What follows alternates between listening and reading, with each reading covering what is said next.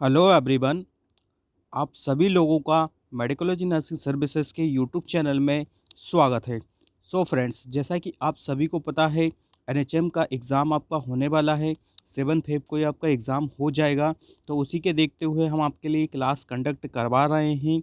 और मैं आप सभी लोगों को बताना चाहता हूँ कि ये जो हमारा क्लासेस चल रहा है कंटिन्यूशन में, ये आपके एनएचएम एग्ज़ाम के लिए तो है ही सही। साथ में जो बच्चे हैं आरएमएल लखनऊ का जो एग्ज़ाम देने वाले हैं या एचजीपीजीआई का जो एग्ज़ाम देने वाले हैं, उनके लिए भी ये क्लास रहने वाला है। क्योंकि जो नर्सिंग का जो नॉर्मल वैल्यू होता है, कितना आपका क्या बोलता है, एनाटॉमी वगैरह फिजियोलॉजी में जो चीज़ें पूछी जाती है वो नर्सिंग में सारे ही कॉम्पिटिटिव एग्ज़ाम में सेम पूछा जाता है। तो जो हमारा क्लासेस चल रहा है उसमें आपको आरएमएल और एचजीपीजीआई और एनएचएम को देखते हुए पूरा कंबाइंड क्या क्लास कंडक्ट करवा रहे हैं। यदि किसी भी फ्यूचर नर्सिंग ऑफिसर्स ने अभी तक क्लासेस नहीं देखा है तो यूट्यूब पे जाइएगा या वीडियो को डिस्क्रिप्शन में जाइएगा, आपको सारा क्लासेस देखने को मिल जाएगा। अभी तक एनएचएम के तहत हमने आपके लिए कम से कम 28 क्लासेस कंडक्ट करवा दिया है, जो कि आपको एग्ज़ाम के लिए बहुत ही बेनिफिशियल होने वाला है।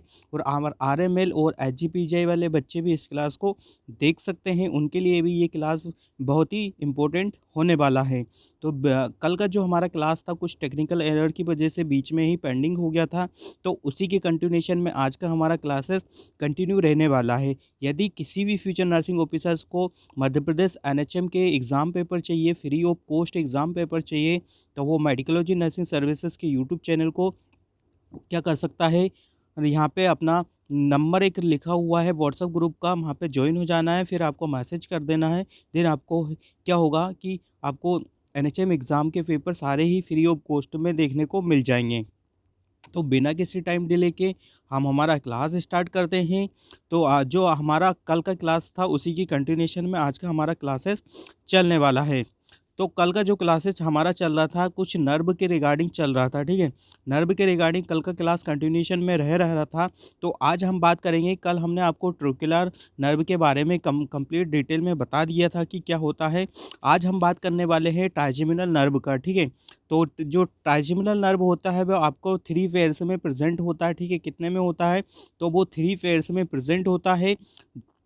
इसमें क्या-क्या होता है, इसमें ऑप्थेल्मिक नर्व होता है, मैक्सिलरी नर्व होता है, मैंडिबुलर नर्व होता है, ठीक है। तो जो ऑप्थेल्मिक नर्व होता है वो आपका सेंसरी नर्व में कंडक्ट किया जाता है, ठीक है। सेंस और मैक्सिलरी नर्व है वो आपका किस में कंसिडर किया जाता है, तो ये सेंसरी नर्व में कंडक्ट किया जाता है। वही बात कर ली जाती है मैंडिबुलर नर्व का, तो यह आपको मोटा नर्व में कंडक्ट किया जाता है, मतलब कंसिडर किया जाता है।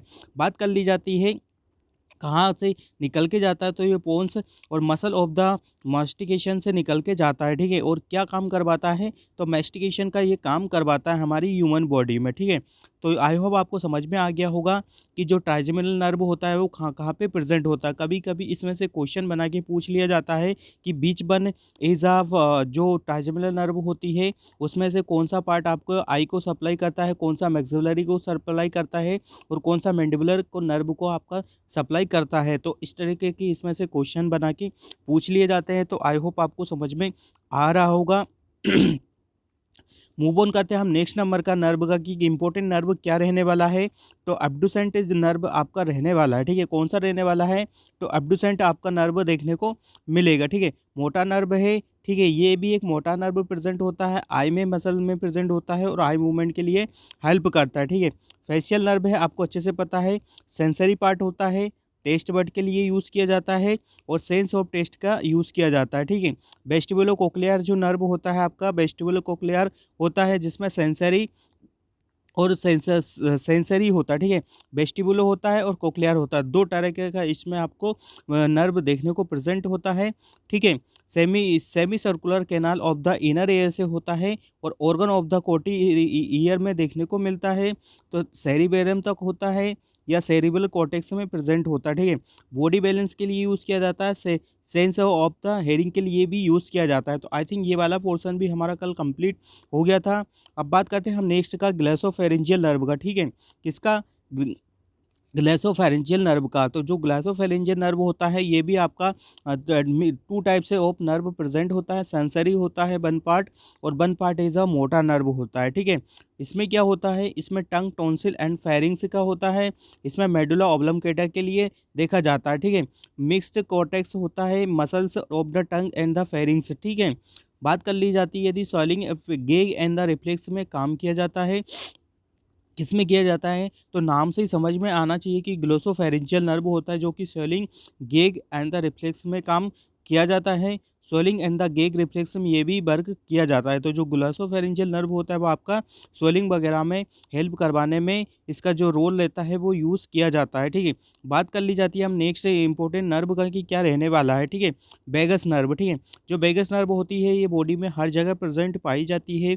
इसका जो फंक्शन होता है वो मोटर फंक्शन होता है। ये क्या करता है, जहाँ पे वेगस नर्व आपका प्रेजेंट होता है वहाँ से सिंपल को कंडक्ट करके आपके ब्रेन में सिग्नल को पहुंचाता है, ठीक है। तो इसलिए इसको मोटा नर्व कहा जाता है। मेडुला ऑब्लंगेटा में होता है, ठीक है। मेडुला ऑब्लंगेटा में इसको देखने को मिलता है, ठीक है। ओरिजिनेट कहाँ से होता है, मेडुला ऑब्लंगेटा से ओरिजिनेट होता है। और सप्लाई किसको करता है, तो ये सप्लाई आपको अच्छे से पता है, muscles and the secretary gland of the various organ. जैसा मैंने बताया कि जो वेगस नर्व होता है वो बहुत ज़्यादा ही हमारी बॉडी में प्रेजेंट होता है, वेरियस ऑर्गन में प्रेजेंट होता है। इसलिए ये मसल्स और सेक्रेटरी ग्लैंड्स होते हैं वहाँ पे प्रेजेंट पाया जाता है, ठीक है। तो इसका वर्ग क्या है, from a important part of the parasympathetic nervous system, ठीक है। ये क्या करता है, आपकी बॉडी में पैरासिम्पैथेटिक नर्वस सिस्टम को एक्टिवेट करता है, ठीक है। इसमें ये बहुत सारी चीज़ें आपकी डिक्रीज हो जाती है, जैसे आपका क्या होता है, हार्ट रेट डिक्रीज हो जाता है, ठीक है। तो इसमें ब्रेडिकार्डिया की कंडीशन आपको देखने को मिलती है। तो ये आपका कम्प्लीटली पैरासिम्पैथेटिक नर्वस सिस्टम को एक्टिवेट कर देता है, जिसकी वजह से आपको बॉडी में बहुत सारे चेंजेस देखने को मिल सकते हैं, ठीक है। तो आपको जब भी देखना है यदि वेगस नर्व कहीं पे प्रेजेंट है तो आपको बहुत ही केयरफुली अपने प्रोसीजर्स वगैरह जो भी नर्सिंग इंटरवेंशन है वो अच्छे से ध्यान में रखना होता है, ठीक है। अब बात कर ली जाती है नेक्स्ट इंपॉर्टेंट नर्व का, ठीक है। एसेसरी नर्व, ठीक है। कौन सा रहने वाला है, तो जो एसेसरी नर्व रहता है, ठीक है, ये कौन सा नर्व रहता है, तो ये नर्व ऑफ द देखने को मिलता है आपका मोटार, ठीक है। क्या देखने को मिलता है, मोटार देखने को मिलता है, ठीक है। मेडुला ऑब्लंगेटा से ओरिजिनेट होता है और सप्लाई किसको करता है, तो जो एसेसरी नर्व होता है वो हमारे मेडुला ऑब्लंगेटा से ओरिजिनेट होके supply muscle of the neck या फेरिंग्स एंड द लेरिंग्स को सप्लाई करता है। और किस में हेल्प करता है, तो इसका फंक्शन यदि पूछा जाता है तो स्वेलिंग में ये हेल्प करवाता है। तो आई होप स्टूडेंट्स आप सभी को पता हो गया होगा, ठीक है। नेक्स्ट इंपॉर्टेंट नर्व का बात करें, हाइपोग्लोसियल नर्व, ठीक है। It is a motor nerve होता है और ये ओरिजिनेट कहाँ से होता है, तो ये ओरिजिनेट होता है आपका मेडुला ऑब्लंगेटा से ओरिजिनेट होता है। मसल ऑफ द टंग को सप्लाई करता है। स्वेलिंग एंड द स्पीच के लिए यूज़ किया जाता है। किसके लिए किया जाता है, तो ये स्वेलिंग और स्पीच के लिए यूज़ किया जाता है, ठीक है। किसके लिए किया जाता है, स्वेलिंग और स्पीच के लिए, स्पीच के लिए यूज़ किया जाता है। तो आई होप आपको यहाँ से भी क्लियर हो गया होगा कि किस टाइप से पूछा जाता है और किस टाइप से नहीं पूछा जाता है क्वेश्चंस। अब इसमें जो क्वेश्चंस बनेंगे वो आपसे अकॉर्डिंग टू जितना भी नर्व्स है उनका आपसे यहाँ पे क्या पूछ लिया जाएगा, देखो ओरिजिनेट कहाँ से ओरिजिनेट होता है, ठीक है। कहाँ से आपका जो नर्व है वो ओरिजिनेट होगा और कहाँ किसको सप्लाई करेगा, और what is the function of the particular nerve. तो जो एमसीक्यू आपसे पूछे जाने वाले हैं कंप्लीट, यदि list of the cranial nerve का बात करें तो इसमें क्वेश्चन ऐसे ही पूछे जाते हैं कि which one is originate from the retina of the eye, या which one of the supply to the muscle of the mastication. तो यदि आपको अच्छे से आपने नर्व को कंप्लीट डिटेल में थ्योरी करके रखा है तो क्वेश्चन एमसीक्यू कैसे भी आएंगे, क्वेश्चन एमसीक्यू कैसे भी आएंगे आप अच्छे से इसको सोल्व कर सकते हो। बस आपका जो थ्योरी पोर्शन है वो स्ट्रॉन्ग होना चाहिए। इसलिए हम आपको थ्योरी के साथ साथ एमसीक्यू कैसे पूछा जाता है वो भी साथ में बता रहे हैं, ठीक है। तो आई होप स्टूडेंट्स आप सभी को नर्व के रिगार्डिंग जितने भी डाउट्स है वो क्लियर हो गए होंगे।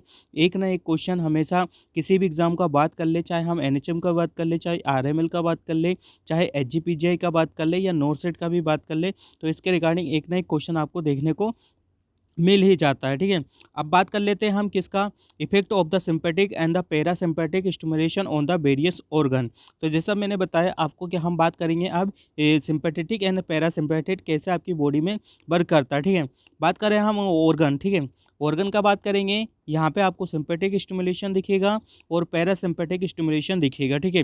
ब्लड वेसल्स इन हेड, ठीक है। स्लाइटी वेजो कॉन्स्ट्रिक्शन होगा, स्लाइटी वेजो डायलेशन होगा, ठीक है। क्या होगा, बेजो डायलेशन होगा और स्लाइटी बेजो कॉन्स्ट्रिक्शन होगा, ठीक है। हार्ट, ठीक है। हार्ट में क्या देखने को मिलेगा आपका, rate and the force of the contraction increase होगा। भाई पैरासिम्पेटिक की बात करें तो आपका कंप्लीटली क्या हो जाएगा, डिक्रीज हो जाएगा, ठीक है। कोरोनरी आर्टरी में बेजो डायलेशन होगा, बेजो कॉन्स्ट्रिक्शन होगा, इसमें इसका अपोजिट होगा, ठीक है। बात कर ले स्टोमक का, तो peristaltic reduce and the sphincter close हो जाएंगे, ठीक है। क्या हो जाएगा, पेरिस्टाल्टिक क्या होगा आपका, रिड्यूस हो जाएगा और स्पिंचर्स जो होते हैं वो बिल्कुल क्लोज हो जाएंगे। Secretion of the gastric juices and the peristaltic increase हो जाएगा, ठीक है। पेरिस्टाल्टिक क्या होगा आपका, इंक्रीज हो जाएगा। किडनी क्या होगा, यूरिन सिक्रेशन डिक्रीज हो जाएगा, ठीक है। यूरिन सिक्रेशन आपका इंक्रीज हो जाएगा, ठीक है। ब्लाडर क्या होगा आपका, इस स्पिंचर क्या हो जाएंगे, क्लोज हो जाएंगे और इसमें क्या स्पिंचर आपके रिलैक्स हो जाएंगे, ठीक है। बात कर ले हमें ट्रोकिया एंड द ब्रोंकाई का, जो ब्रोंको डायलिटेशन हो जाएगा। वही बात कर ली जाती है कि पैरासिम्पेटिक में क्या हो जाएगा, ब्रोंको कॉन्स्ट्रिक्शन देखने को मिलेगा, ठीक है। सलाइवरी ग्लैंड क्या हो जाएगा, सिक्रेशन आएगा आपका और इसमें सिक्रेशन आपका डिक्रीज हो जाएगा, ठीक है। तो एक में कम होता है और एक में ज़्यादा होता है, ठीक है। तो इसमें क्या होता है, बहुत सारी ऐसी कंडीशंस होती है जिसकी वजह से आपको पेरिस्टाल्टिक मूवमेंट नहीं देखने को मिलता है, आपका हार्ट रेट कम होता है और आप किसी पैरासिम्पेटिक सिस्टम में आपका क्या हो जाता है कि आपका हार्ट रेट डिक्रीज हो जाता है और सिम्पेटिक स्टिमुलेशन में आपका हार्ट रेट इंक्रीज हो जाता है। इसमें आपका पेरिस्टाल्टिक क्या हो जाता है, रिड्यूस हो जाता है और स्पिंचर क्लोज हो जाते हैं, ठीक है। यूरिन सिक्रेशन भी क्या हो जाता है, डिक्रीज हो जाता है, ठीक है। तो ये इंपॉर्टेंट चीज़ें थी जो आप सभी लोगों को पता होना चाहिए बिफोर कोई से भी एग्ज़ाम आप कंडक्ट करने जा रहे हो, ठीक है। अब बात कर लेते हैं हम क्लासिफिकेशन ऑफ द बोन का, ठीक है। क्योंकि इंपॉर्टेंट थिंग रहने वाली है, क्लासिफिकेशन ऑफ बोन भी अपने आप में एक ही बहुत ही इंपॉर्टेंस रोल होता है जो कि किसी भी एग्ज़ाम के पॉइंट ऑफ व्यू से देखा जाए तो इसके रिगार्डिंग भी कुछ ना कुछ क्वेश्चंस एग्जामिनर पुटअप कर ही देते हैं। तो जो क्रेनियल बोन होती है, फेशियल बोन होती है, हायोइड बोन होती है, इनका बात करेंगे, ठीक है।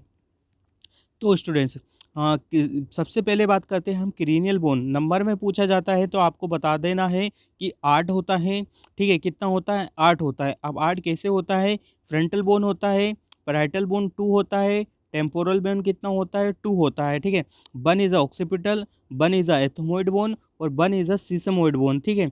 स्पिनोइड बोन होता है, ठीक है। तो टोटल मिला के जो आपका क्रेनियल बोन होता है वो कितना, 8 होता है, ठीक है। आपको पता होगा कि क्रेनियल बोन कितना होता है, तो एक होता है, ठीक है। एक क्या होता है, एक फ्रंटल बोन होता है, ठीक है। 2 पैराइटल बोन होता है, ठीक है। टेम्पोरल बोन भी प्रेजेंट होता है, ठीक है। टेम्पोरल बोन भी प्रेजेंट होता है और एक ऑक्सीपिटल बोन भी प्रेजेंट होता है और जो साइड में आपको एथमोइड और एक आपका स्पोनोइड बोन भी देखने को मिलता है, ठीक है। तो इस तरीके से आपको इतना कितना 8 क्रेनियल बोन आपका प्रेजेंट होता है, ठीक है। अब बात कर लेते हैं हम नेक्स्ट इंपॉर्टेंट थिंग का कि बोन, फेशियल बोन कितना प्रेजेंट होता है, ठीक है। तो जो फेशियल बोन होता है आपका स्टूडेंट्स, वो नंबर में कितना प्रेजेंट होता है, 14 होता है। यदि पर्टिकुलर आपसे फेशियल बोन का पूछा जाता है तो जो जाइगोमेटिक बोन होता है उसका कितना, 2 पाया जाता है। मैक्सिला बोन कितना, 2% होता है। नेसल बोन आपका कितना होता है, 2% होता है। वही बात कर ली जाती है लेक्राइमल बोन कितना होता है, नंबर में 2% होता है। जो बोमर बोन होता है वो नंबर में 1 होता है, जो कि नोज का बोन में देखने को मिलता है। पे पैलेटाइन बोन आपका 2 होता है। इन्फीरियर बोन होता है जो आपका कितना होता है, 2 होता है। और मैंडिबुलर आपका कितना, 1 होता है। कभी कभी क्वेश्चन ऐसा पूछा जाता है कि जाइगोटिक बोन कितना होता है, या मैक्सिला बोन कितना होता है, या नसल बोन कितना होता है, या लेक्राइमल बोन कितना होता है, या फेशियल बोन में कितना नंबर ऑफ बोन प्रेजेंट होता है। तो आपको बता देना है कि 14 बोन फेशियल ऑफ बोन में प्रेजेंट होता है, ठीक है। अब बात कर लेते हैं मैं हायोइड बोन का। हायोइड बोन सिंगल पाया जाता है और ये जो बोन होता है वो does not articulate to the other organ, ठीक है, या अदर बोन से। ये एक ऐसी बोन है जो कि एक अकेली ऐसी बोन होती है हमारी ह्यूमन बॉडी में कि ये नॉट आर्टिकुलेट होता है, ठीक है। आर्टिकुलेट, ठीक है। ये कोई आर्टिकुलेशन नहीं करता, मतलब किसी से जुड़ा हुआ नहीं रहता, ठीक है। तो आई होप आपको समझ में आ गया होगा कि ये बोन जो किस टाइप की बोन हमको देखने को मिलती है। ठीक है, बात कर लेते हैं हम किसका, वर्टिब्रा कोलम, ठीक है। वर्टिब्रा कोलम में कितना बोन प्रेजेंट होता है, तो वर्टिब्रा कोलम का यदि बात किया जाए तो इसमें आपको 26 बोन प्रेजेंट देखने को मिलता है, ठीक है। कितना मिलता है स्टूडेंट, तो 26 होता है। वर्टिब्रा कोलम की बात कर रहे हैं तो इसमें कितना देखने को मिलता है, 26 प्रेजेंट होता है। सर्वाइकल कितना होता है, तो सी आपका 7 देखने को मिलेगा, ठीक है। टी कितना देखने को मिलेगा, 12 देखने को मिलेगा, मतलब थोरेसिक। लंबर कितना देखने को मिलेगा, तो लंबर आपका 5 देखने को मिलता है। सेक्रम का यदि बात करें तो 1 देखने को मिलता है। और कॉकिक्स का बात करें तो 1 देखने को मिलता है, ठीक है। तो कभी कभी इसका जो फॉर्मूला पूछा जाता है वो आपसे इस तरीके से पूछा जाता है कि C7 देखने को मिलता है, T12 देखने को मिलता है, L5 देखने को मिलता है, S1 और आपका C1 देखने को मिलता है। तो ये से फॉर्मूला बना के पूछा जाता है। तो पूछा जाता है कि what is the right formula of the vertebra column bone, ठीक है। तो 26 होता है टोटल, आपको फॉर्मूला भी ऐसे याद रखना है। और सर्वाइकल कितना होता है, 7 होता है। थोरेसिक कितना होता है आपका, 12 देखने को मिलता है, ठीक है। लंबर आपको अच्छे से पता है कि 5 होता है। सेक्रम और वर्टिब्रा कॉलम एक एक देखने को मिलता है। इसके रिगार्डिंग इसकी जो डिसीज़ कंडीशन होती है उसमें भी पूछा जाता है। लॉर्डोसिस हुआ, आपका काइफोसिस हुआ, ये सारी चीज़ें पूछी जाती है कि लॉर्डोसिस किसका डिसऑर्डर देखने को मिलता है, ठीक है। तो ये सारी चीज़ें आपको भी एग्जाम के पॉइंट ऑफ व्यू से अच्छे से पढ़ के जाना है। जिसमें आउटवर्ड कर्वेचर हो जाता है, जो देखो सबसे पहले बता देते हैं, यदि लंबर का पूछ रहा है या तो उसमें क्या देखने को मिलता है आपका, साइडवे का यदि पूछा जाता है तो उसमें आपको लेटरली जो होता है साइड में कर्वेचर देखने को मिलता है। थोरेसिक में हो जाता है, ठीक है। तो इन्वर्टेड हो जाता है, किसी का आउटवर्ट हो जाता है। तो ये जो डिसीज कंडीशन है इसके रिगार्डिंग आपको क्वेश्चन पूछे जाने वाले। तो जो ये वर्टेब्रा कॉलम के डिसऑर्डर्स होते हैं आप अच्छे से रीड आउट करके जाइएगा, ठीक है। अब बात कर लेते हैं नेक्स्ट इंपॉर्टेंट किसका, नेक्स्ट इंपॉर्टेंट हिंट क्या रहने वाली है आपकी, वर्टिब्रा कॉलम हो गया। देन बात करेंगे अब हम ऑडिटरी ओसिकल का बात करेंगे। तो इसमें आपको 6 देखने को मिलता है, कितना देखने को मिलता है, तो 6 बोन प्रेजेंट होता है। मीलस होता है, इनकस होता है, स्टेपिस होता है, ठीक है। तो ये आपका एयर में कितना बोन प्रेजेंट होता है तो वो यहाँ पे बताया गया है। तो एयर में स्टूडेंट्स आपका 6 बोन प्रेजेंट होता है। सारा ही बोन कितना, 2 प्रेजेंट होता है आपके 2 पेयर्स में। मेलस 2 होता है, ये इनकस 2 होता है और स्टेपिस भी आपका 2 देखने को मिलता है, ठीक है। स्मॉलेस्ट बोन का बात कर ली जाती तो ये स्टेपिस आपका देखने को मिलता है इन द ह्यूमन बॉडी का। तो इसके रिगार्डिंग हमेशा क्वेश्चन पूछा ही जाता है, ठीक है। अब बात करते हैं हम रिब केज का, ठीक है। जो रिब केज होता है वो आपका कितना देखने को मिलता है, 25 देखने को मिलता है। रिब्स केज कितना, 24 इन पेयर्स का बात कर ली जाती है और एक इसमें स्टर्नम को भी हम ऐड कर लेते हैं, ठीक है। तो इसलिए यदि पेयर्स का पूछा जाता है तो आपको 24 से बताना है। और स्टर्नम का यदि पूछा जाता है तो आपको कितना बताना है, 1 बताना है, ठीक है। पेयर से यदि पूछ रहा है तो आप 24 बताएंगे। और यदि स्टर्नम भी इंक्लूड कर रहा है तो आपको कितना दिखाएंगे, 1 बता देंगे, ठीक है।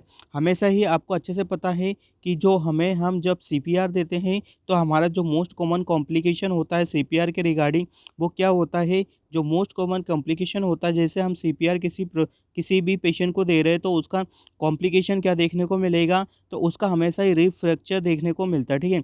रिब फ्रैक्चर हमेशा ही देखने को मिलता है, ठीक है। तो आई होप आपको समझ में आ गया होगा। अब बात करते हैं हम रिब केज का, ठीक है।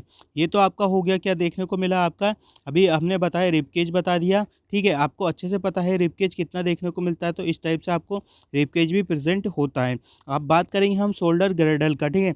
शोल्डर ग्रेडल 4 देखने को मिलता है। इसके पुला आपको 2 होता है और 2 क्लेविकल पाया जाता है, ठीक है। 2 क्लेविकल पाया जाता है। और क्लेविकल को जो हम ब्यूटी बोन बोलते हैं, ठीक है, ब्यूटी बोन इसको बोला जाता है, ठीक है। अच्छे से ध्यान रखना है, ब्यूटी बोन इसे बोला जाता है या इसे हम बोलते हैं कॉलर बोन भी इसे बोला जाता है, ठीक है। तो इसको अदर अदर नेम से बोला जाता है। तो आपको हर एक जो बोन है उसके अदर नेम भी आपको पता होना चाहिए। एग्जामिनर कभी भी कुछ भी आपसे पूछ सकते हैं, ठीक है।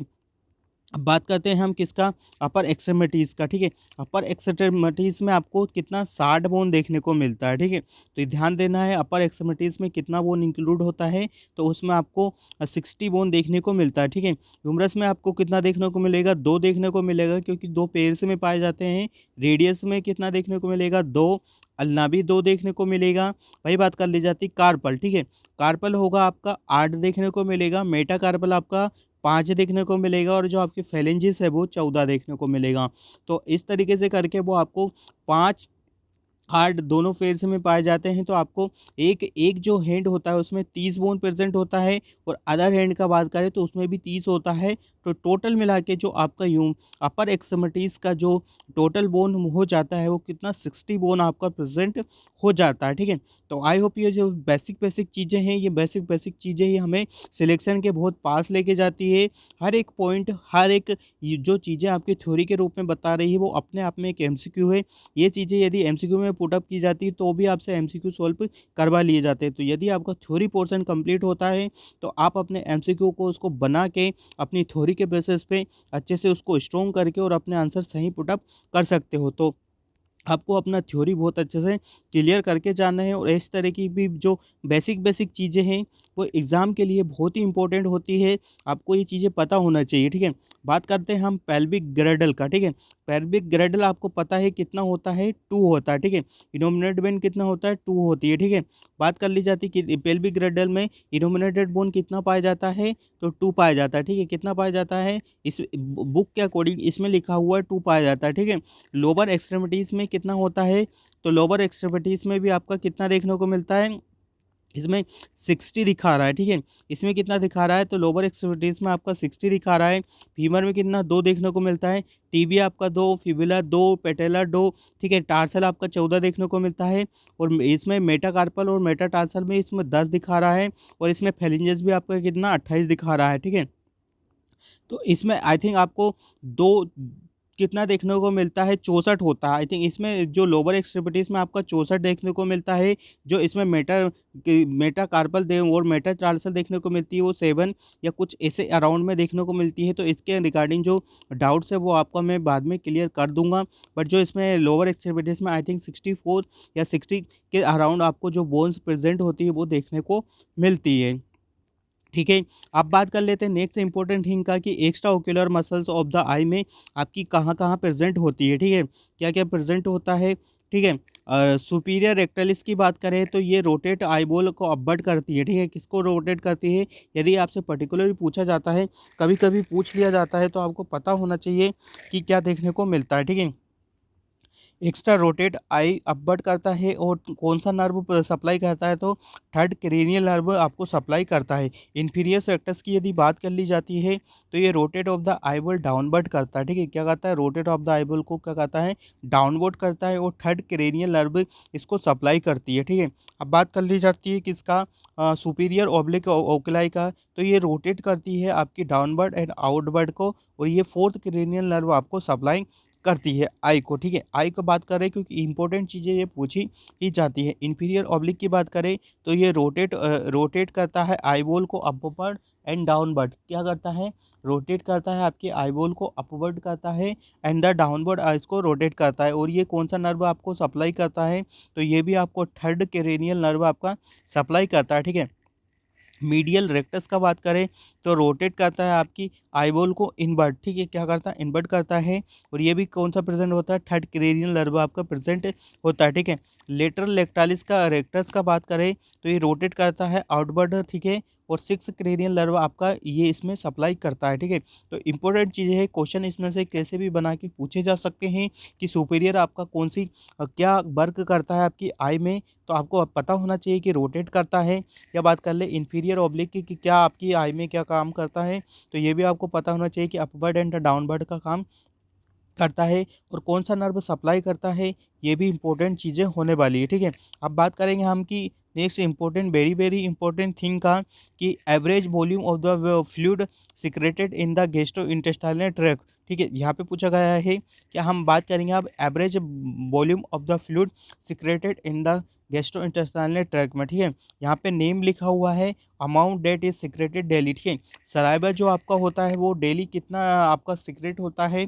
एक नॉर्मल एडल्ट का बात कर रहे हैं तो जो 1500 ml आपका सलाइवा होता है आपका प्रतिदिन प्रतिदिन जो नॉर्मल अडल्ट में 1500 ml तक आपका सलाइवा प्रोड्यूस होता है, ठीक है। बात करें हम गैस्ट्रिक जूस का, तो जो गैस्ट्रिक जूस होता है ये आपका 200 ml या 2000 ml, सॉरी 2000 ml तक आपका डेली प्रोड्यूस होता है। बाइल का बात कर ली जाती है तो बाइल भी आपका 500 ml डेली प्रोड्यूस होता है, ठीक है। प्रोड्यूस होता है, सिक्रेटेड होता है, किसी भी फॉर्म में आपसे पूछ लिया जाएगा। बात कर लेते हैं पेनक्रियाटिक जूस होता है वो आपका कितना देखने को मिला होगा, 1500 देखने को मिलता है। मैं इंटेस्टाइनल ट्रैक्ट जूस है वो भी आपका 1500 देखने को मिलता है, ठीक है। तो आपको अच्छे से ध्यान रखना है, आपका सलाइवा, आपका पेनक्रियाटिक जूस, आपका इंटेस्टाइनल जूस कितना होता है 1500 ml, ठीक है। और एक नॉर्मल जो इंडिविजुअल होता है आपको उसका यूरिन आउटपुट भी कितना देखने को मिलता है, आपको 1500 से लेके तो 2000 ml तक उसका यूरिन आउटपुट भी देखने को मिलता है। तो कुछ चीज़ें ऐसी होती है कि जो आप को रिलेटेड करके स्टडी करेंगे तो आपको लॉन्ग टर्म के लिए क्या है कि वो याद रह जाएगी, तो फिर एग्ज़ाम में किसी भी प्रकार का आपको कोई भी कन्फ्यूज़न नहीं होगा। तो आई होप आपको यहाँ पे डेली जो सिक्रेटेड होता है फ्लूइड वो आपको समझ में आ गया होगा। मूव ऑन करते हैं हमारे नेक्स्ट इम्पोर्टेंट थिंग का कि क्या रहने वाली है। लंग्स का बात कर रहे हैं कि लंग्स का कैपेसिटी कितना होता है। जो टाइडल वॉल्यूम होता है वो कितना होता है, तो टाइडल वॉल्यूम आपको 500 ml देखने को मिलता है, कितना 500 इन आप बात कर ले हम किसका, IRV का, ठीक है। इंस्पायरेटरी रिजर्व वॉल्यूम, ठीक है। जो इंस्पायरेटरी रिजर्व वॉल्यूम है वो 3100 ml से तो 1900 ml तक देखने को मिलता है। अकॉर्डिंग टू मेल और फीमेल दोनों में क्या है डिफरेंट यहाँ पे प्रेजेंट होता है, ठीक है। मेल का 30 कितना 3000 तक देखने को मिलता है और फीमेल का कितना है 1900 के अराउंड देखने को मिलता है। एक्सपायरेटरी रिजर्व वॉल्यूम का बात कर ली जाती है तो 1200 ml देखने को मिलता है, ठीक है। नॉर्मल अडल्ट का पूछ रहे हैं तो एक्सपायरेटरी जो रिजर्व वॉल्यूम होता है वो कितना होता है आपका 1200 ml देखने को मिलता है, ठीक है। रेजिडुअल वॉल्यूम पूछा जाता है आपका तो residual volume is also same 1200 ml देखने को मिलता है, कितना 1200 ml देखने को मिलता है। इंस्पायरेटरी कैपेसिटी कितना होता है तो 3600 से लेके तो 3400 तक देखने को मिलता है। मेल और फीमेल दोनों का क्राइटेरिया यहाँ पे डिफरेंट डिफरेंट रखा गया है। फंक्शनल रेसिडुअल कैपेसिटी 2400 देखने को मिलता है। वाइटल कैपेसिटी आपको 4800 तक देखने को मिलता है, 5000 ml तक देखने को मिलता है। और टोटल लंग कैपेसिटी का बात कर ली जाती है तो 6000 तक देखने को मिलता है, ठीक है। ठीक है, तो ये बहुत ही इंपॉर्टेंट चीज़ है, कभी कभी एग्जाम में सीधे ही पूछी जाती है कि what is the reserve volume, what is the tidal longs capacity, what is the residual volume कितना होता है।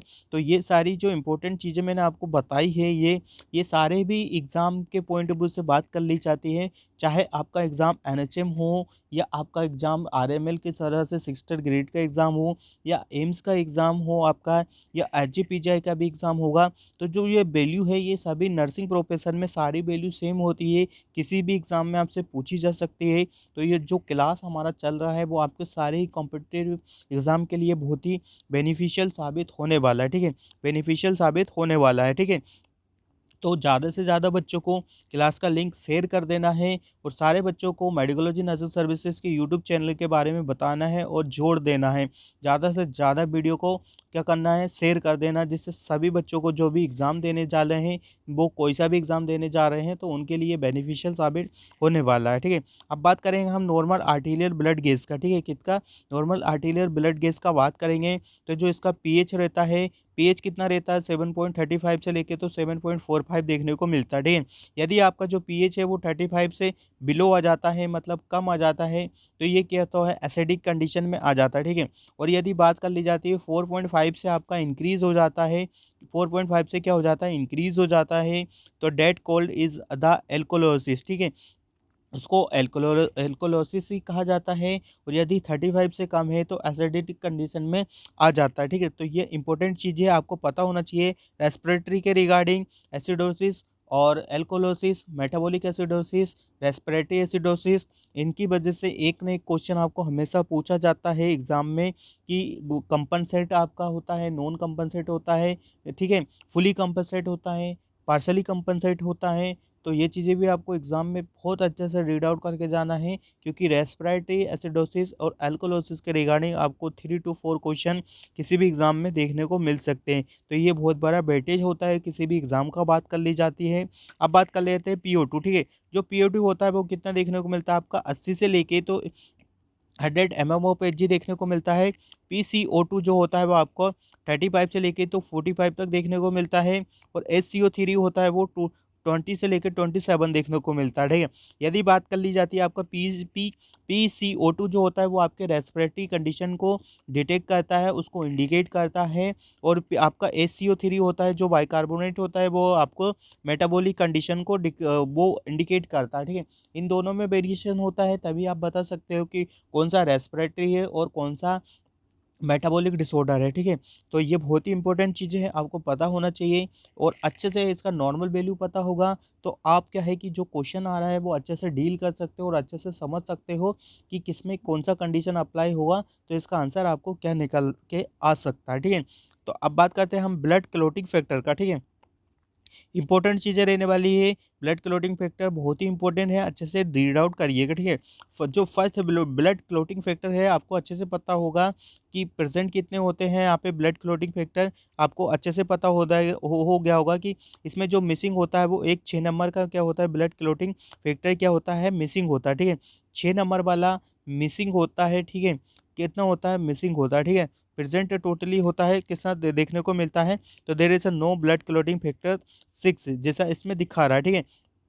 तो आपको अच्छे से ध्यान देना है। जो सबसे फर्स्ट होता है वो कौन-सा देखने को मिलता है, तो जो फर्स्ट वाला होता है वो फाइब्रिनोजन देखने को मिलता है, ठीक है। कभी-कभी क्वेश्चन बना के पूछा जाता है कि which one is the first blood clotting factor, ठीक है। तो which one is a blood clotting factor, first one is a fibrinogen रहता है, ठीक है। प्रोथ्रोम्बिन सेकंड वन आता है। और थर्ड वन का बात कर ली जाती है, तो थर्ड वन होता है आपको थ्रोम्बोप्लास्टिन, या इसको टिश्यू फैक्टर के नाम से भी जाना जाता है। Also called as the tissue tissue factor, ठीक है। टिश्यू फैक्टर के नाम से भी थर्ड वन ऑप्शन को हम जानते हैं। फोर्थ वन कौन-सा होता है, तो फोर्थ वन आपका कैल्शियम होता है, ठीक है। आपको पता है कैल्शियम बोन वगैरह के लिए हेल्प करता है, तो fourth one is a calcium होता है। और फिफ्थ वन इज़ अ लेवाइल फैक्टर होता है, ठीक है, फिफ्थ वन, ठीक है। अच्छे से ध्यान देना है, यहाँ पे लेवाइल फैक्टर कभी-कभी पूछा जाता है, फिफ्थ, ठीक है। फिफ्थ वन कौन-सा होता है, लेवाइल फैक्टर होता है। और सिक्स यहाँ पे एब्सेंट होता है। और जो सेवंथ होता है वो स्टेबल फैक्टर होता है। और एंटी हीमोफिलिक फैक्टर ए, ठीक है। एंटी हीमोफिलिक फैक्टर ए देखने को मिलता है, इसको क्या बोला जाता है, तो ये हीमोफिलिक फैक्टर ये 8th होता है, ठीक है। इस अच्छे से ध्यान देना है। और जो 9th होता है वो क्रिसमस फैक्टर होता है। प्लाज्मा थ्रोम्बिन बोला जाता है, या प्लास्टिन कंपोनेंट बोला जाता है, या एंटी हीमोफिलिक फैक्टर भी बोला जाता है, ठीक है। एंटी हीमोफिलिक फैक्टर बी बोला जाता है, ठीक है। जो थर्ड वन होता है इसको एंटी हीमोफिलिक फैक्टर बी बोला जाता है। और इसको एंटी हीमोफिलिक फैक्टर ए बोला जाता है, ठीक है। और बात करें हम नाइन किसका, एट्थ नाइन्थ का, स्टुअर्ट फॉरवर्ड फैक्टर नाइन्थ होता है, ठीक है। क्लोटिंग फैक्टर आपके नेम से पूछे जाएंगे कि एट्थ वन कौन सा होता है, या नाइन्थ कौन सा होता है, या 10 कौन सा होता है। तो 10 होता है आपका प्लाज्मा थ्रोम्बोप्लास्टिन एंटी एक्सीडेंट, और एंटी कौन सा होता है, एंटी हीमोफिलिक फैक्टर सी, ठीक है। एंटी हीमोफिलिक फैक्टर सी होता है, ठीक है। बात कर ली जाती है अब 11th का कौन सा देखने को मिलता है, तो आपको अच्छे से बता दिया कि कौन सा 8th हो गया, 9th हो गया, 10th हो गया, 11th हो गया। बात कर ली जाती है हिगमन फैक्टर होता है, फाइब्रिन स्टलाइज फैक्टर होता है, ठीक है। तो इस तरीके से करके आपको क्या करना है, सारे ही जो भी ब्लड क्लॉटिंग फैक्टर है स्टूडेंट्स, इन सभी का आपको हर एक का नाम पता होना चाहिए कि फर्स्ट कौन सा होता है, या फोर्थ कौन सा होता है, और मिसिंग कौन सा होता है। और एंटी हीमोफिलिक फैक्टर ए, बी, सी, ठीक है, ये पूछा जाता है, ये कौन कौन से फैक्टर देखने को मिलता है, तो ये आपको अच्छे से पता होना चाहिए। 8th 9th और 11th देखने को मिलता है, ठीक है, आपको अच्छे से पता है 8th 9th 11th देखने को मिलता है, 10th नहीं होता है, ये भी एक कंफ्यूजिंग होता है। तो ये सारी चीज़ें आपको पता होना चाहिए, वो सारी चीज़ें आपको क्लियर होगी तो आपको किसी भी प्रकार का कोई भी यहाँ पे डाउट्स नहीं बचेगा, ठीक है। तो इसके रिगार्डिंग जो क्वेश्चन बन रहे थे वो मैंने आपके साथ डील करवा दिए हैं। अभी आपको एक नेक्स्ट इम्पोर्टेंट थिंग भी आपको साथ डील करवाने वाले हैं। तो नेक्स्ट इम्पोर्टेंट थिंग ये रहने वाली है कि हम आप बात करने वाले हैं एंडोक्राइन हार्मोन का, बात करेंगे कि कौन कौन सा हार्मोन आपको देखने को मिलता है और क्या क्या इसके फंक्शंस हो सकते हैं, ठीक है। तो सबसे पहले बात करें, जो पिट्यूटरी ग्लैंड होता है वो आपको hypophyseal fossa of the sphenoid bone से ओरिजिनेट होता है, ठीक है। इसके अंडर में कौन कौन से हार्मोन आते हैं, तो यदि आपसे पूछा जाता है, ग्रोथ हार्मोन आता है, थायराइड स्टिमुलेटिंग हार्मोन आता है, प्रोलेक्टिन आता है, ल्यूटिनाइजिंग हार्मोन आता है, ठीक है, फॉलिकल स्टिमुलेटिंग हार्मोन आपका प्रेजेंट होता है। तो इस तरीके से आपको यदि पूछा जाता है कि पिट्यूटरी ग्लैंड के कौन कौन से हार्मोन प्रेजेंट होते हैं, तो आपको क्या है कि राइट आंसर आप यहाँ पे पुट अप कर सकते हैं, ठीक है। नेक्स्ट में बात करें हम थायराइड ग्लैंड का, कहाँ पे प्रेजेंट होता है, जो थायराइड ग्लैंड होता है वो आपके नेक में प्रेजेंट होता है, मतलब आपकी गर्दन में प्रेजेंट होता है, ठीक है। अब बात कर ली जाती है एक और जो पिट्यूटरी ग्लैंड होता है, ये सारे एंटीरियर पिट्यूटरी ग्लैंड है। पोस्टीरियर पिट्यूटरी ग्लैंड में कौन सा देखने को मिलता है आपको, वेसोप्रेसिन देखने को मिलता है, और एडीएच और ऑक्सीटोसिन आपका पिट्यूटरी ग्लैंड के पोस्टीरियर पार्ट से रिलीज होता है। ये सारे एंटीरियर पार्ट से रिलीज होते हैं और ये वाला आपका पोस्टीरियर पार्ट से रिलीज होता है, ठीक है। तो आई होप आपको समझ में आ गया होगा कि which one is a anterior pituitary gland और which one is a posterior pituitary gland, ठीक है। अब हम बात कर रहे थे थायराइड ग्लैंड का, जो आपके नेक में प्रेजेंट होता है। इसमें आपको दो देखने को मिलते हैं, एक तो T3 होता है और एक T4 होता है। थायरो थायरोक्सिन देखने को मिलता है, ट्राई आइडोथायरोइन देखने को मिलता है और कैल्सिटोनिन देखने को मिलता है। तो आई होप आपको यहाँ से समझ में आ गया होगी थायराइड ग्लैंड में कौन कौन प्रेजेंट होते हैं। अब बात करेंगे हम पैराथायरॉयड ग्लैंड का, ठीक है, ये कहाँ पाया जाता है, आपको थायराइड ग्लैंड में प्रेजेंट होता है, ठीक है। पैराथ हार्मोन हार्मोन यहाँ से रिलीज करता है, ठीक है। एड्रेनल ग्लैंड का बात करेंगे हम ऑन द किडनी, मतलब ये किडनी में प्रेजेंट होता है, किडनी के कॉर्टेक्स में, दोनों किडनी में प्रेजेंट होता है, ठीक है, कितना दोनों किडनी में ये प्रेजेंट होता है, ठीक है। तो इंपॉर्टेंट चीज़ें यही रहने वाली है कि कॉर्टेक्स जो ग्लैंड होता है वो कहाँ पे आपका प्रेजेंट होता है, इन ह्यूमन बॉडी का बात कर ली जाती है। तो जो इसमें हार्मोन प्रेजेंट होते हैं, कोर्टिसोल होता है, ठीक है, कोर्टिकोस्टेरोन होता है, कोर्टिसोन होता है और एल्डोस्टेरोन होता है, ठीक है। और बी ऑप्शन का बात करें तो एपिनेफ्रिन और नॉन एपिनेफ्रिन पाया जाता है, ठीक है। तो these are the adrenal gland पाया जाता है, कहाँ पाया जाता है, वो किडनी में प्रेजेंट होता है। यदि ह्यूमन बॉडी का बात करें तो कहाँ पे प्रेजेंट होता है, तो ह्यूमन बॉडी का किडनी में ये प्रेजेंट होता है, ठीक है।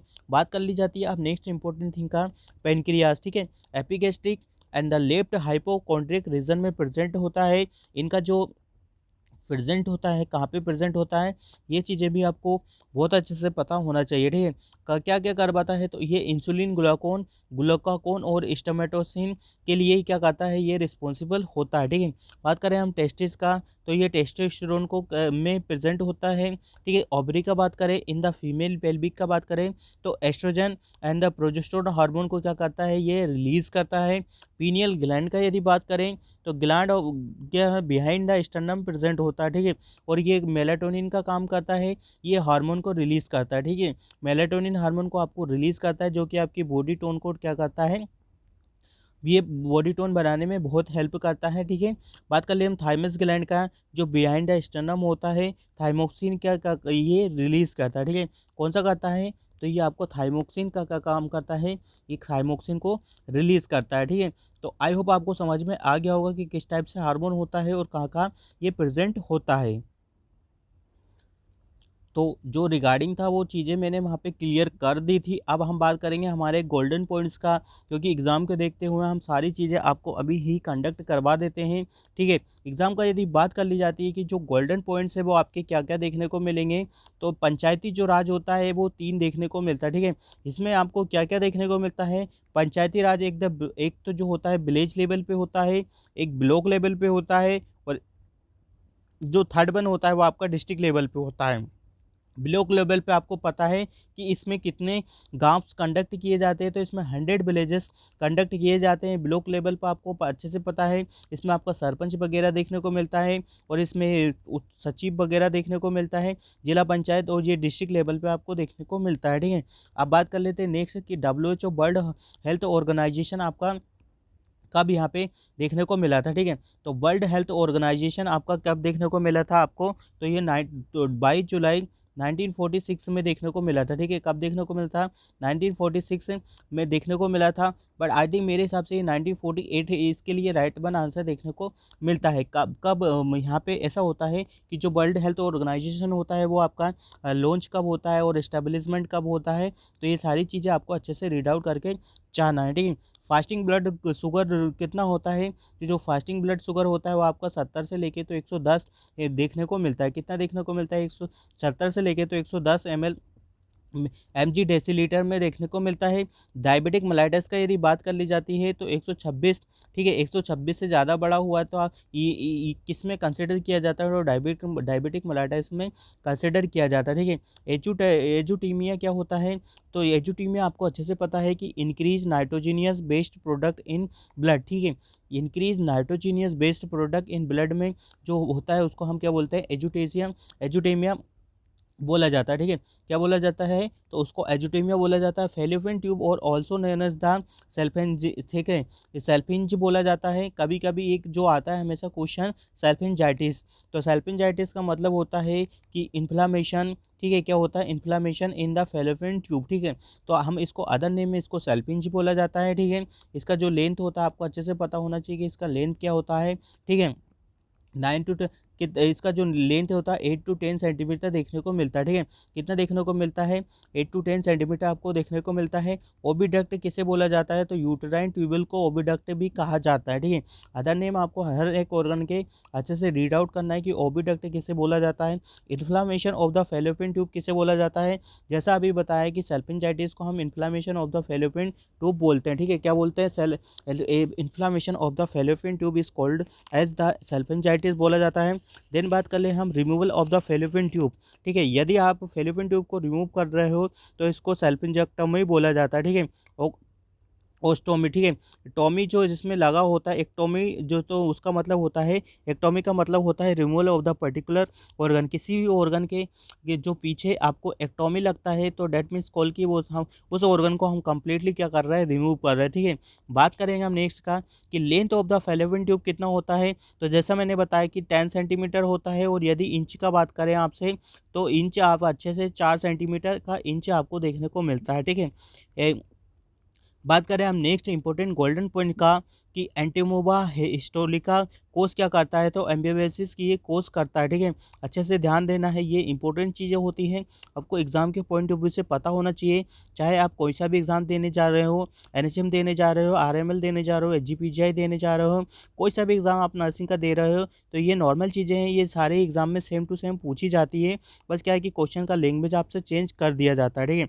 बात करें हम ओरल कॉन्ट्रासेप्टिव पिल्स का कि जो most accurately started on the first day of the menstrual period से हम क्या कर देते हैं, स्टार्ट कर देते हैं। यदि ओरल कॉन्ट्रासेप्टिव्स का बात कर ली जाती है, इसमें आपको माला एन माला डी देखने को मिलता है, ठीक है। जो माला डी होता है उसमें आपको क्या करता है कि चार्जेबल होती है, जो माला एन होती है वो निःशुल्क प्रेजेंट होती है, ठीक है। इसमें आपको जो देखने को मिलती है 21 आपको देखने को मिलती है, और जो 9 जो देखने को मिलती है आपकी इसमें पिल्स, वो आपको आयरन रिलेटेड टैबलेट्स प्रेजेंट होती है, ठीक है। लिम्फेटिक फाइलरेसिस किसकी वजह से कोज्ड होता है, जो लिम्फेटिक फाइलरेसिस है, जो बुचेरिया ब्रोंकाप्टाइटिस की वजह से क्या देखने को आपको कॉजेटिव एजेंट देखने को मिलता है, ठीक है। फाइलेरियासिस किसकी वजह से होता है, तो वो बुचेरिया ब्रोंक्राफ्टी की वजह से आपको कोज हो सकता है, ठीक है। अब बात कर लेते हैं यूनिसेफ का, ठीक है। जो यूनिसेफ होता है 1946 में आया था, ठीक है। यूनिसेफ कब देखने को मिला था, 11 सितंबर 1946 में आपको यूनिसेफ देखने को मिलेगा। इसका फुल फॉर्म पूछा जाता है तो United Nation International Children's Fund, ठीक है। United Nation International Children's Fund देखने को मिलता है, ठीक है। United Nation International Children's Emergency Children's है यहाँ पे इमरजेंसी फंड, ठीक है। Children's E for Emergency Fund होता है, ठीक है। अच्छे से ध्यान देखना है, 11 दिसंबर 1946 में देखने को मिला था, ठीक है। 11 दिसंबर 1946 में यूनिसेफ देखने को मिला था। यूएनडीपी क्या होता है? तो यूनाइटेड नेशन डेवलपमेंट प्रोग्राम है, जो कि 1965 में आया था। ठीक है, अच्छे से ध्यान देना है कि कब आया था। तो 1965 में आपको ये प्रोग्राम देखने को मिला था। ठीक है, FAO क्या होता है? जो FAO होता है, जो आपका क्या देखने को मिलता है, आपका फूड एंड एग्रीकल्चर ऑर्गेनाइजेशन 1945 में आपको इंडिया में लॉन्च हुआ था। ठीक है, बात कर ली जाती है आपका इंटरनेशनल लेबर ऑर्गेनाइजेशन कब आया था इंडिया में? तो जो इंटरनेशनल लेबर ऑर्गेनाइजेशन है वो आपका ILO करके आता है, और 1919 में देखने को मिला था। ठीक है, कब देखने को मिला था? 1919 में देखने को मिला था। इंटरनेशनल रेड क्रॉस सोसाइटी 1983 में देखने को मिली थी। ठीक है, किस में देखने को मिली थी? तो इंटरनेशनल रेड क्रॉस सोसाइटी 1863 में देखने को मिली थी। ठीक है, इंटरनेशनल रेड क्रॉस सोसाइटी आपको कब देखने को मिली थी? तो 1863 में देखने को मिली थी।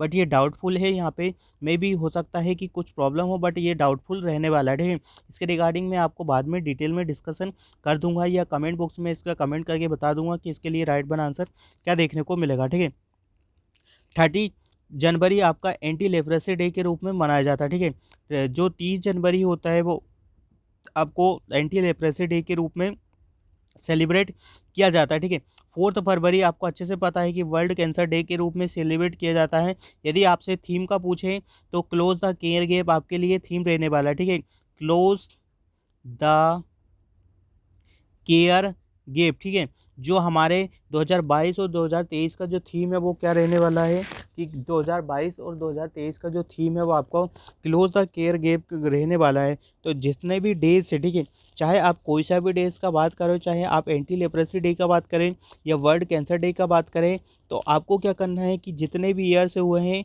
प्रीवियसली 1 या 2 ईयर का थारा सारा ही क्या है थीम अच्छे से रीड आउट करके ही जाना है, यदि आप एग्ज़ाम के लिए जा रहे हो, तो कुछ चाहे आप कोई सा भी एग्ज़ाम देने जा रहे हो। ठीक है, बात कर लेते हैं हम नेक्स्ट इंपॉर्टेंट गोल्डन पॉइंट्स का कि क्या रहने वाला है। ठीक है, नेक्स्ट इंपॉर्टेंट गोल्डन पॉइंट है कि सेकंड वीक ऑफ द मार्च कौन सा हम डे सेलिब्रेट करते हैं? तो सेकंड वीक ऑफ मार्च हम क्या डे सेलिब्रेट करते हैं? तो उसको नो स्मोकिंग डे के रूप में हम सेलिब्रेट किया जाता है। ठीक है, no day of smoking celebrate किया जाता है। 8 मार्च को हम इंटरनेशनल वुमेंस डे सेलिब्रेट करते हैं एवरी ईयर। ठीक है, इसमें कोई पर्टिकुलर आपसे ईयर नहीं पूछा है, ये एवरी ईयर करते हैं। ठीक है, क्या करते हैं?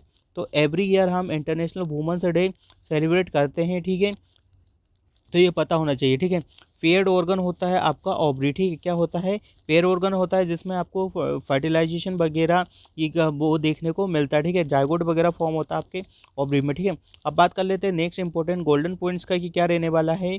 Ovary oval in shaped and the pinkish grey in colour में रहता है। ठीक है, यदि हाँ यहाँ से पूछा गया है कि ओवरी का जो शेप कैसा होता है, तो एक पेयर ऑर्गन होता है। ठीक है, पेयर ऑर्गन के साथ इसका जो शेप रहता है वो ओवल रहता है और पिंकिश कलर का देखने को मिलता है। ठीक है, मेजरमेंट का बात कर ले तो मेजरमेंट का यदि बात कर ले तो 3 × 2 × 1 सेंटीमीटर, 3 सेंटीमीटर लॉन्ग होता है, 2 सेंटीमीटर वाइड होता है और 1 सेंटीमीटर आपका थिक देखने को मिलता है। यदि बेड का बात कर लें तो बेड आपका 2 से 3 ग्राम तक बेड भी प्रेजेंट होता है। ठीक है, बात कर लेते हैं प्राइमरी फंक्शन क्या होता है ओवरी का। तो ओवम ऑफ द फॉर्मेशन का प्राइमरी फंक्शंस आपको देखने को मिलता है। ठीक है, बात कर लेते हैं secondary function of the ovary, hormone release करने में हेल्प करता है एस्ट्रोजन्स। ठीक है, स्मॉल क्वांटिटी में, और जो प्रोजेस्टेरोन होता है वो लार्ज क्वांटिटी में आपके कहाँ से हार्मोन रिलीज होते हैं। तो ये दोनों जो हार्मोन होते हैं वो आपके ओवरी से रिलीज होते हैं। तो वेरी इंपॉर्टेंट यहाँ पे अपना ये अब रोल प्ले करता है। ठीक है, oestrogen and the progesterone are the sensitised by the corpus luteum. ठीक है, जब आपका जब सेक्रेटरी फेज वगैरह चलता रहता है 14 डेज वाला, तो उसमें आपको एस्ट्रोजन एंड प्रोजेस्टेरोन होता है वो सिंथेसाइज होता है कॉर्पस लूटियम से। ठीक है, बात कर ले हम नेक्स्ट इंपॉर्टेंट गोल्डन पॉइंट का कि क्या रहने वाला है। 5 मार्च वर्ल्ड डिसेबली डे के रूप में हम मनाया जाता है। ठीक है, किसमें? वर्ल्ड डिसेबल डे के रूप में हम प्रेजेंट किया जाता है या सेलिब्रेट किया जाता है। ठीक है, और 24 मार्च एंटी ट्यूबरकुलोसिस डे के रूप में सेलिब्रेट किया जाता है। ठीक है, 20 ये किसके रूप में सेलिब्रेट किया जाता है? तो 24 मार्च एंटी ट्यूबरकुलोसिस डे के रूप में सेलिब्रेट किया जाता है। बार बार बोला जा रहा है कि इनका जो थीम है वो आपको थीम बहुत अच्छे से रीड करना है, क्योंकि बहुत ही इंपॉर्टेंट चीज़ें हैं, कभी भी एग्जाम में पूछी जा सकती है। 7 अप्रैल को आपको अच्छे से पता है वर्ल्ड हेल्थ डे सेलिब्रेट किया जाता है, ठीक है। वर्ल्ड हेल्थ डे सेलिब्रेट किया जाता है आपका 7 अप्रैल को एवरी ईयरली, ठीक है। ये आपका ये भी एवरी ईयर क्या कहा जाता था, सेलिब्रेट किया जाता है, ठीक है। बात कर ली जाती है हम 7 अप्रैल हो गया। अब बात कर लिए 25 अप्रैल को वर्ल्ड मलेरिया डे सेलिब्रेट किया जाता है। हर डे का आपको पर्टिकुलर डे का थीम अच्छे से पता होना चाहिए, ठीक है। बात करें 8 मई को क्या बोला जाता है, तो 8 मई को आपका रेड क्रॉस डे सेलिब्रेट किया जाता है, ठीक है। क्या किया जाता है, तो 8 मई को आपका रेड क्रॉस डे सेलिब्रेट किया जाता है, ठीक है। रेड क्रॉस डे आपका 8 मई को क्या किया जाता है, सेलिब्रेट किया जाता है। इसके रिगार्डिंग भी आपको इसका खुद का थीम अच्छे से रीड आउट करके जाना है, ठीक है।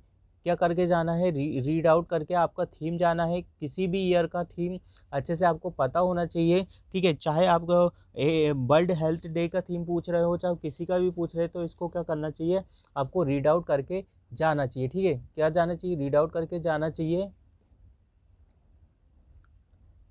ओके, तो आई होप आपको यहाँ से समझ में आ गया होगा कि क्या चीज़ें रहने वाली है, ठीक है। तो जो आपको अच्छे से मैंने बताया था, जो अभी आपको बता रहा था कि मैं रेड क्रॉस सोसाइटी के बारे में बताया था, जो इस्टेब्लिशमेंट हुआ था वो रेड क्रॉस जो सोसाइटी का इस्टेब्लिशमेंट आपको 1863 में ही देखने को मिला था, ठीक है। कब देखने को मिला था, जो रेड क्रॉस सोसाइटी है वो आपका कहाँ देखने को मिला था, 1863 में देखने को मिला था, ठीक है। कब देखने को मिला था, 1863 में देखने को मिला था। और जो 1920 का जो डाउटफुल था, ठीक है, जो 1920 का जो डाउटफुल था वो आपका इंडियन रेस क्रॉस सोसाइटी आपको देखने को मिला था, ठीक है। ये तो हो गया आपका 1863 में इंटरनेशनल वाला। और जो इंडियन रेड क्रॉस सोसाइटी है वो आपको कब देखने को मिला था, तो जो इंडियन रेस क्रॉस सोसाइटी है IRCS जिसको बोला जाता है, ये आपको 1920 में आपको देखने को मिली थी, ठीक है। कब देखने को मिली थी, 1920 में देखने को मिली थी। और जो रेड क्रॉस सोसाइटी वो 1864 में आपको क्या देखने को मिल गया था, वो इस्टेब्लिशमेंट या फाउंड हो गया था, ठीक है। ठीक है, अच्छे से पता है। और इसके जो फादर होते हैं वो आपको हेनरी डोनेट याद रखना है, ठीक है।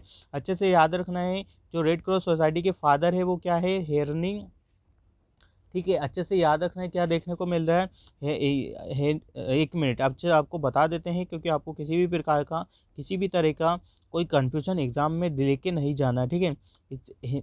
हेनरी डोनेट, आपको अच्छे से पता है कि इसके जो फादर है वो क्या देखने को मिलता है, हेनरी डोनेट मिलता था। सबसे पहले बता रहे हैं 1864 में ये देखने को मिला है हमको। और वहीं बात कर ले हम 1920 में आपको इंडिया में देखने को मिला है। और इसके जो फादर है हेनरी डोनेट है, ये अच्छे से रीड आउट करके जाना और अच्छे से पता होना चाहिए, बहुत ही इंपॉर्टेंट चीज़ें ये अपने आप में रहती है। रेड क्रॉस सोसाइटी के रिगार्डिंग कभी कभी क्वेश्चंस बना के पूछ लिए जाते हैं, तो आई होप आपको समझ में आ गया होगा, ठीक है। और किसका बात कर रहे थे, तो अभी हम आपको बता रहे थे कि जो डेज होता है, ठीक है, क्या होता है आपका डेज होता है, ठीक है।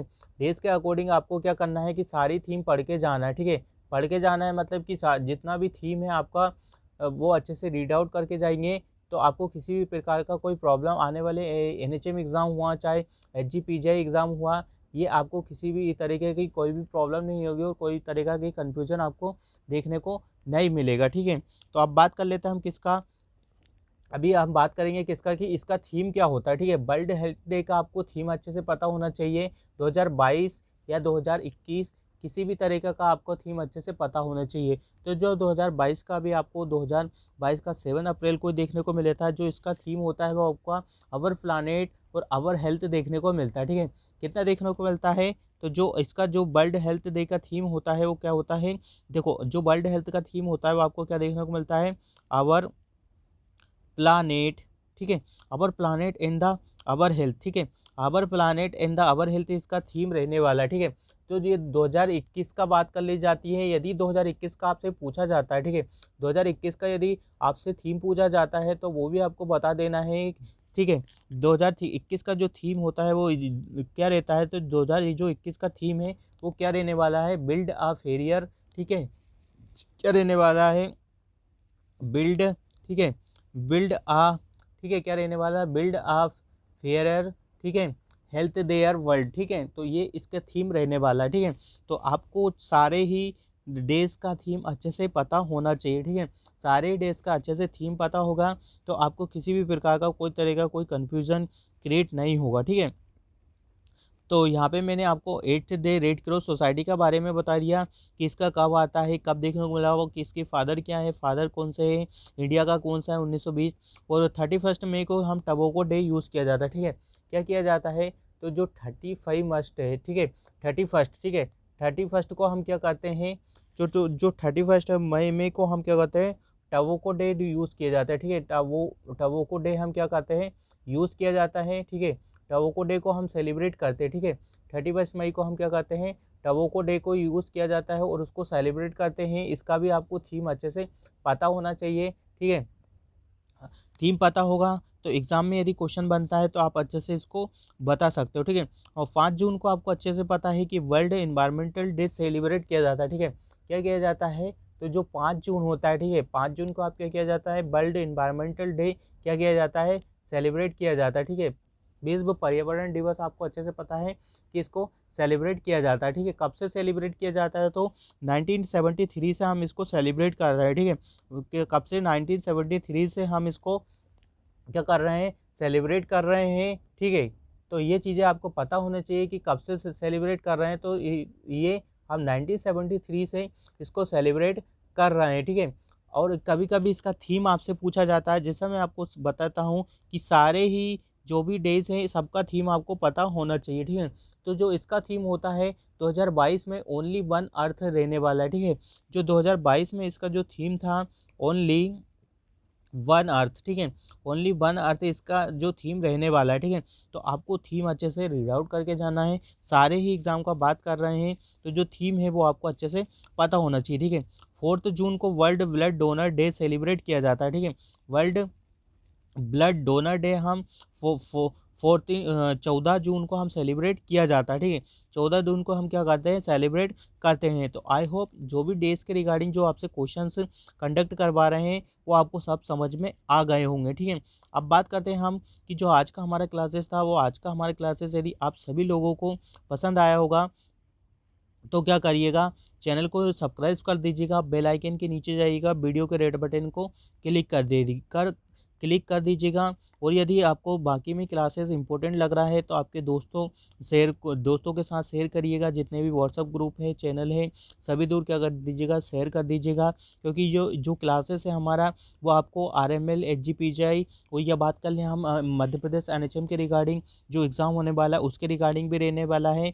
पर जो सारे ही नर्सिंग के कॉम्पिटिटिव एग्ज़ाम होता है उसी को देखते हुए आपके लिए क्लास कंडक्ट करवा रहे हैं। तो क्लासेस पूरा आपके लिए सभी के लिए रहने वाला है, ऐसा नहीं है कि ये NHM के लिए ही क्लासेस हैं। जो नर्सिंग का पोर्शन होता है वो सबका सेम होता है, जो क्वेश्चन बनते हैं बस वो लैंग्वेज बना के अलग पूछ लिए जाते हैं। बाकी यदि आपसे पूछा जाता है कि नॉर्मल हार्ट रेट कितना होता है तो वो NHM में भी सेम होगा, आपका RML में भी सेम होगा, और आपका HGPGI या बात कर ले आपके नॉर्सेट में भी सेम पूछा जाएगा, ठीक है।